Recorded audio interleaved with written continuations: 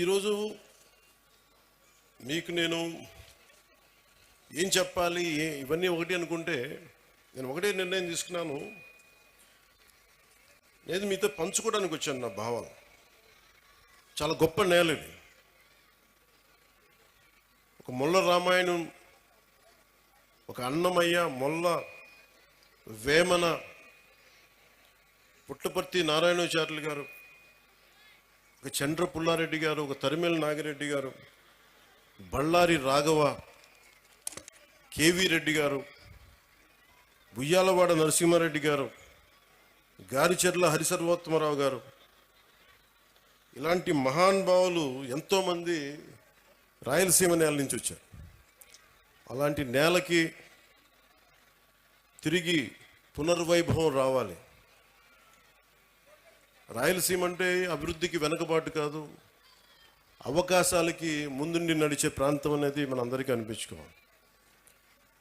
ఇందాక మేడం మాధవరెడ్డి గారు చెప్తా ఉంటే నీటి సప్లై సమస్య ఉంది, మాకు ఇక్కడ ఇబ్బందిగా ఉంది అంటే, నరేగా ఫండ్స్ ముందుగా నీటికి చాలా తీవ్రమైన సమస్య కాబట్టి ముందుగా మేడం అడిగిన దానికి నేను సమాధానం చెప్తా ఉన్నాను. జాతీయ ఉపాధి హామీ కిందకు వచ్చే నరేగా ఫండ్స్ కూడా గవర్నమెంట్ ఆఫ్ ఇండియా కేవలం పట్టణాల్లో కాదు, గ్రామాల్లోనే దీన్ని నిర్దేశించబడింది. వాటి వరకే పరిమితం చేయాలి. పట్టణాలకు వచ్చేటప్పటికి అమృత్ స్కీమ్ కింద బలమైన అవకాశాలు ఉన్నాయి. ఖచ్చితంగా దాన్ని పరిశీలిస్తాం. అలాగే మీరు చెప్తున్నప్పుడు ఇద్దరు ముఖ్యమంత్రులు వచ్చారు ఇక్కడి నుంచి, ముఖ్యంగా వైఎస్ఆర్ కడప జిల్లా నుంచి. ఎవరు ఎక్కడి నుంచి వచ్చారని కాదు, కానీ ఎంత చేసుకున్నారనేది ముఖ్యం.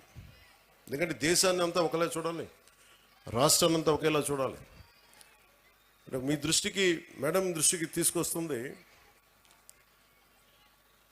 ఉదాహరణకి 2014-19 సమయంలో నేను ఉద్దానం సమస్యను బయటికి తీసుకొస్తే, ఆ రోజున గౌరవ ముఖ్యమంత్రి చంద్రబాబు నాయుడు గారు, అప్పుడు ముఖ్యమంత్రి, 61,80,00,000 రూపాయలు ఆ రోజున చేసి ఆ ఉద్దానం ప్రాజెక్ట్ని ముందుకు తీసుకెళ్లారు. అది గత ప్రభుత్వం దాన్ని పూర్తి చేసింది.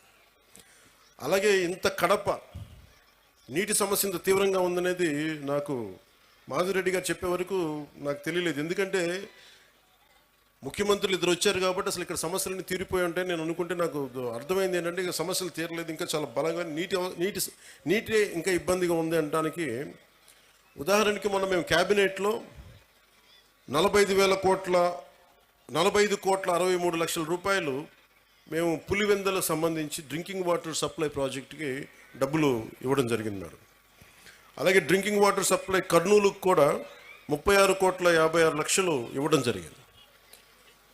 అంటే ఎక్కడా కూడా ఈ ప్రభుత్వం, గత ప్రభుత్వం చేసింది మనం చేయకూడదని అనుకోవట్లా. ఎందుకంటే గవర్నెన్స్ ఈజ్ కంటిన్యూటీ.